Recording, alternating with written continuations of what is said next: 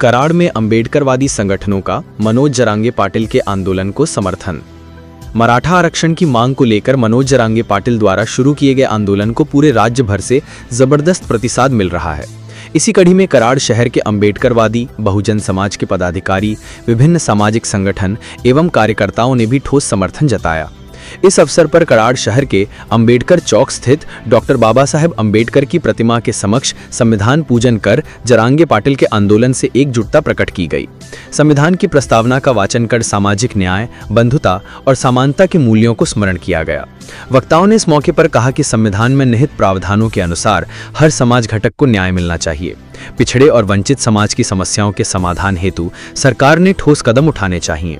मनोज जरांगे पाटिल का ये संघर्ष केवल मराठा समाज तक सीमित न होकर सामाजिक न्याय और समान अवसर की लड़ाई है। बहुजन नेता, अंबेडकरवादी संगठनों के पदाधिकारी, विभिन्न सामाजिक संस्थाओं के कार्यकर्ता एवं नागरिक बड़ी संख्या में उपस्थित थे। कराड़ से ब्यूरो चीफ विद्या मोरे की खास रिपोर्ट। विश्वरत्न भारत रत्न डॉक्टर बाबासाहेब आंबेडकरांचा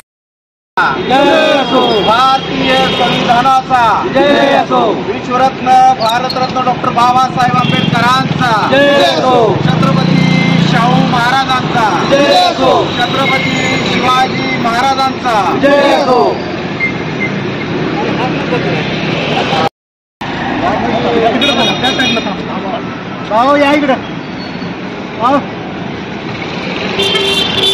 गेले 2 दिवस संपूर्ण महाराष्ट्रातून मराठा आंदोलक आरक्षणासाठी मुंबई येथे रवाना झाले। ज्या पद्धतीनं भीमा कोरेगावची घटना झाली तीच पुनरावृत्ती देखील आज मुंबईमध्ये होते। लोकांना पाण्याच्या बाटल्या मिळत नाहीत, औषध मिळत नाही, खायला अन्न मिळत नाही। म्हणजेच या सरकारचं काय बहुजनांना गाडायचं लक्षण आहे का?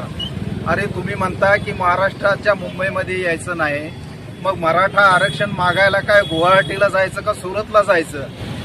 तर महाराष्ट्रीयन जो मराठा आहे हा रास्त त्यांचे जे मान्य आहे ती त्यांची रास्त आहे। तरी या सरकारनं त्यांना लवकरात लवकर आरक्षण द्यावं ही आमच्या सर्व बहुजनांच्या वतीने या ठिकाणी जाहीर पाठिंबा देतो। जय भीम, जय संविधान। कराड तालुक्यामध्ये सर्व बहुजन समाजाच्या वतीने सकल मराठा मोर्चाला या ठिकाणी आज जाहीर पाठिंबा देण्यात येत आहे। आज 2 दिवस झाले जरांगे दादा हे फक्त मराठ्यासाठीच नाही तर सर्वांसाठीच लढत आहेत आणि असं असताना देखील हे मनोवादी सरकार त्यांच्यावरती 2 वर्ष झालं फक्त आश्वासनं देते पण कुठली कृती करत नाही। आणि काल तर असा प्रकार झाला की मुंबईमध्ये जे मराठे बांधव आले होते त्यांना साधे पाणी प्यायला मिळालं नाही। म्हणजे या मनोवादी सरकारचं कारण एवढंच आहे, एवढं षडयंत्र आहे की यांचं समाजाचं खच्चीकरण करायचं आणि त्यांना फक्त दिशाभूल करायची, द्यायचं तर काहीच नाही। आणि या मनोवाद्याची जी प्रवृत्ती आहे आणि त्यांचा जो पिल्लावळ आहे, जो काय त्याचं नाव सदावर्ते नाव आईवडिलांनी त्याचं गुणवंत ठेवलंय, पण तो गुणानं नालायक माणूस आहे।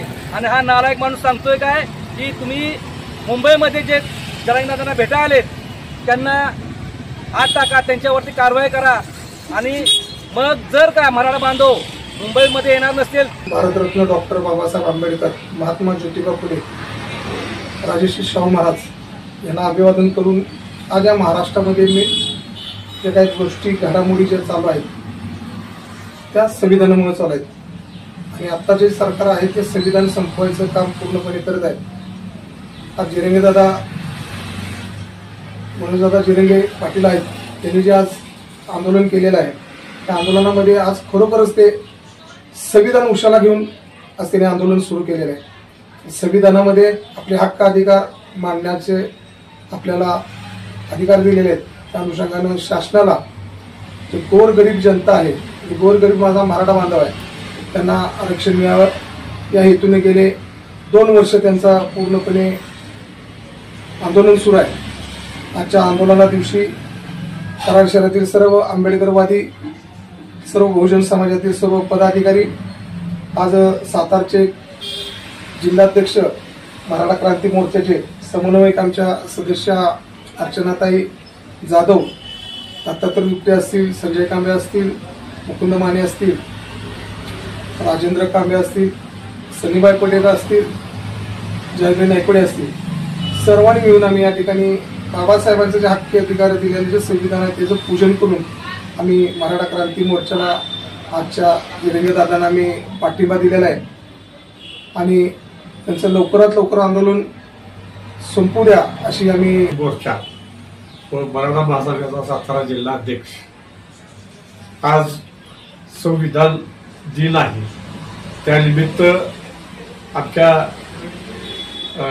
आनंदराव लादे परत दुपटे साहेब ह्या दलित चळवळीतील सगळ्या संघटनांनी व बहुजन चळवळीतील संघटनांनी आज मनोज जरांगे पाटलांचा जो गरजवंतांचा लढा चालू आहे त्या लढ्याला पाठिंबा देण्यासाठी मला इथं बोलवून घेऊन आदरणीय मानव